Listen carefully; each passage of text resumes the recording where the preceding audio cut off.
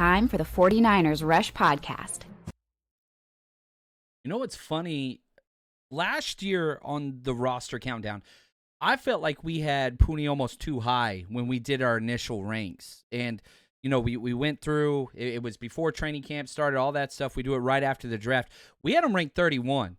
And we're always, as a 49ers collaborative, 49ers Rush team, we're always high on rookies. We bump them up too much, and it's one of my biggest criticisms.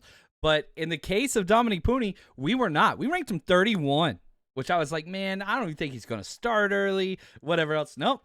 Started every single game, 17 games, played 98% of the offensive snaps, and was just incredible. And so he makes the fourth largest jump of any player from 2024 to 2025. He was 31 last year. He jumps 22 spots into the top 10, number 9 overall. I mean, it's just absolutely incredible. And after just 1 year, the consistency, that is the thing that jumps off the tape. Now, the rookie year was awesome. A borderline Pro Bowl year. You look at the analytic numbers. We'll jump into those. Basically, a top 10 guard. But it's hard for rookies to get that much without the publication and popularity and whatever else. But French Pro Bowler, as a true rookie and a consistent player on the 49ers offensive line, was god-awful. It was so bad. No Trent Williams for a lot of it. Jake Brindle's Jake Brindle. Colton McKivitz actually played his best year, but the left guard position was a nightmare. I think he had 5 different starters at that position. But Dominick Puni, the rookie, he came in, and he's one of 2 rookies that have started for the 49ers week 1 in the past 4 seasons. There's only 2 of them. One of them, Spencer Burford, and then Dominick Puni took Spencer Burford's job whenever he got injured. That's it. 2 guards. It's offense, defense, whatever. A quote-unquote starter week 1 as a rookie. There's only been 2. Hopefully, Dominick Puni doesn't go the same route that Spencer Burford went and kind of regress and whatever else. But the consistency of his tape is just too damn good. It's too good. And, man, you want to talk consistency, listen to the rankings and our 4 ballots on where Dominick Puni should be. 9, 10, 10, 11. Add all those up, and we put the point system and all that stuff. Comes out 9th on the 49ers roster countdown for 2025. And he's just such a keystone piece. And a lot of people are like, well, let's move him to tackle. Let's move him to center. Chris Forrester came out and said that would be a huge disservice to Dominick Puni playing 2 separate positions in his first 2 years. Allow him to develop. This is what's best for Dominick Puni. This is what's best for the 49ers short-term and long-term. And it's nice to balance the offensive line. You got Trent Williams, amazing at left tackle. Right guard, you got Dominick Puni. You're kind of balancing it out. And, you proved last year Dominick Puni not only was incredible and reliable and consistent, he helped Colton McKivitz have the best year of his career so far.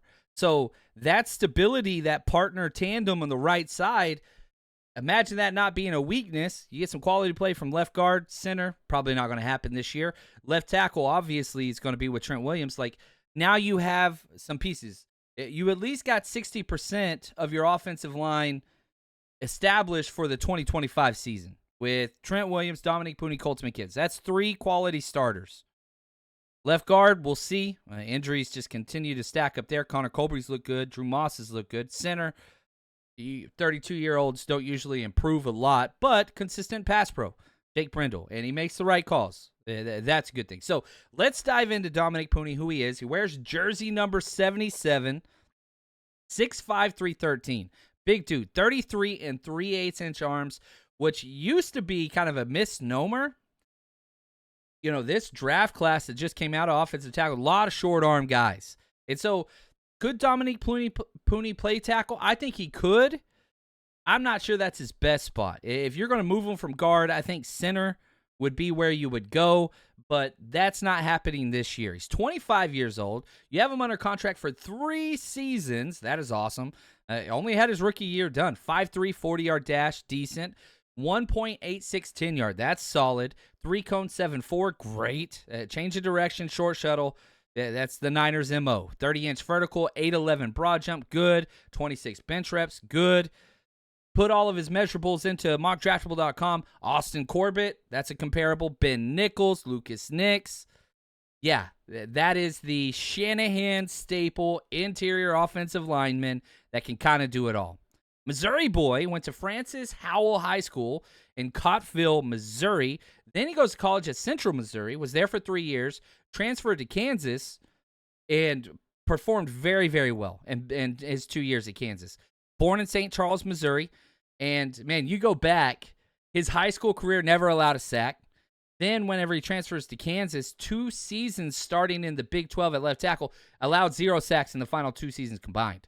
Like, he's done well. Now, goes to the pros. He allowed 3 sacks his rookie year, but let's be honest. That's pretty damn good for a rookie, that was drafted, round 3 or 4. I think, oh, man, I don't want to be wrong on this one. I want to make sure I get that right. Yeah, he was drafted in the 3rd round, pick 86. I thought so. Day two. All 12, Big 12 honorable mention, finalist for the Polynesian College Football Player of the Year in 2023, first team All Big 12 Conference in 2023.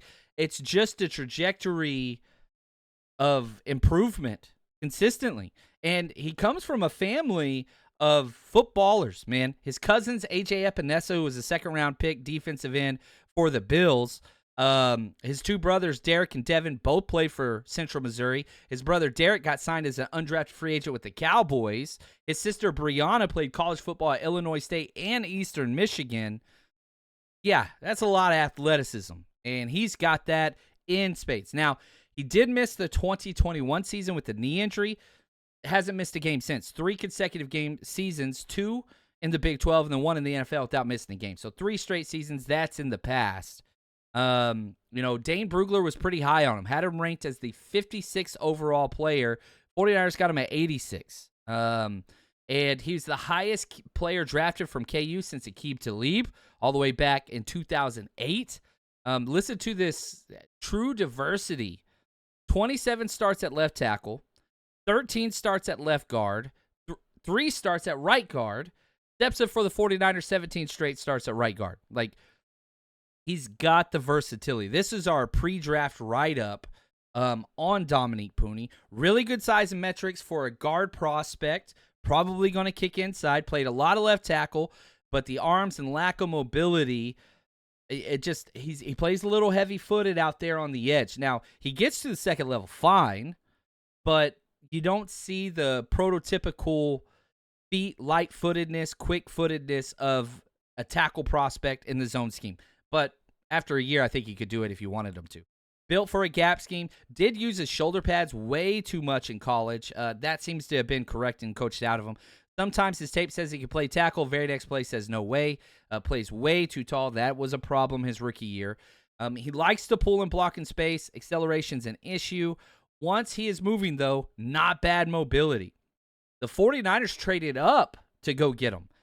Traded with the Philadelphia Eagles. Usually that doesn't go well. Worked out well. They gave up picks 94 and 132 to move up to get him at pick 86. Absolutely home run. I would argue the best pick of the 2024 draft class. It's still early. Ricky Pearsall could, Renardo Green, obvious, Malik Mustafa. That draft class was badass. I would argue it rivals 2019 draft class. But in 2019, they were picking at the top. They got Nick Bosa, Dre Greenlaw, Debo. That was a pretty damn good draft class. But they were picking at the top of the round. 2024, they're picking at the end, picking at the very end. Now, his coaches rave about how he can play all 5 positions. And, that's huge, the versatility. Puni, whenever he was asked about the 49ers, he said, quote, "They saw me more as an interior guard or center, being able to help on the inside, tackle in a pinch," end quote. That's exactly right. I think that's what it is. Shanahan said, quote, "Most of his clips are at tackle. When we picture his length and his quickness, we think we're going to start him off at guard. He played some center in the Senior Bowl. We think he have a best chance to play inside." That's where he played, right? And John Lynch talked about how he's a guy that could play all 5. So maybe the eventual transition is to center when Jake Brindle experiment's over. I don't know when that's going to be, but maybe. But at least you got a guy. You've got a guy. And he played 1,161 snaps, 98% of offensive snaps, allowed 3 sacks, 0 quarterback hits outside of those sacks, 35 hurries, 7 penalties. That's a little bit of a misnomer. Like that's got to get better. So exceeded expectations though, big time, and never looked back. Spencer Burford broke his hand in camp. Dominick Puni started getting reps, and we're kind of bearing fruit now. Like just as of this recording, whenever I'm recording this, Ben Barch got hurt in camp today. Connor Colby, the rookie, stepped in at left guard with the first team. Who knows? Maybe that's the ideal situation. You get these two young guards that are prototypical fits. That'd be incredible. Connor Colby looked amazing in the preseason. You pair these young pups together at guard, oh, that would be awesome. Now, Dominick Puni has the chance to be a top 5 guard. I would argue is probably 10 to 15 last year. Was the Pro Football Writers all-rookie team last year. Look at his PFS scores. 80.5 overall. That's the 10th highest for a guard. Not rookie, any guard in the NFL. 68.9 pass blocking, 37th best for a guard. That's where the improvement can happen. But 81.5 run block, 10th best grade for any guard. Borderline Pro Bowler. That needs some more popularity. And if you're looking at expectations for next year, I don't think All-Pro is a possibility. I mean, I guess it is. But establish yourself as a Pro Bowler first. Those Pro Football Writers don't usually watch a lot of guard play, so to vault into the All-Pro category, I'm not going to give the voters that much credit in watching, all 22 in the end zone view. They don't do that. Some might, very little do. So don't expect Dominick Puni to get that establishment yet. Even if it's deserved, don't expect that. I hope that makes sense. I'm not trying to be too negative there. Signed a 4-year, $5.7 million deal. Had about $1 million signing bonus. He collected $1.78 million last year. So he's still got about $4 million left to earn on that rookie deal, and he's on pace to get paid. 17 starts.